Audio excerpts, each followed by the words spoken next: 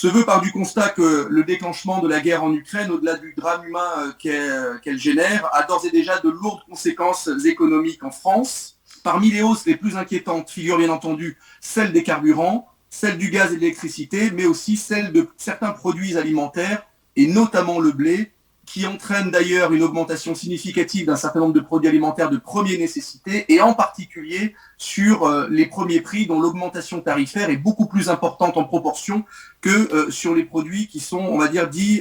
haut de gamme. Ces augmentations prises dans leur ensemble touchent naturellement les ménages les plus modestes, mais aussi les entreprises du territoire et les collectivités locales.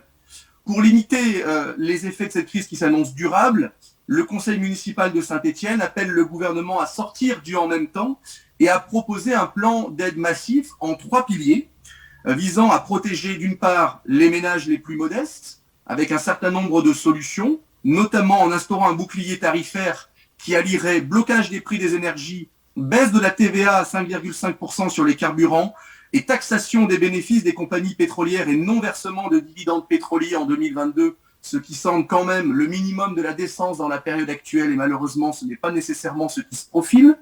Un plan massif également pour soutenir nos entreprises en proposant le gel des prix des énergies pour elles y compris, une baisse transitoire de la TVA à 5,5% sur les carburants, le retour de la souveraineté, la lutte contre la précarité énergétique et l'accomplissement de la transition énergétique nécessitent en premier lieu des investissements massifs dans la rénovation thermique des bâtiments, c'est une évidence. Aux côtés de l'indispensable recherche de sobriété, ce plan d'aide devra également permettre le développement de la part des énergies renouvelables non carbonées, la gratuité progressive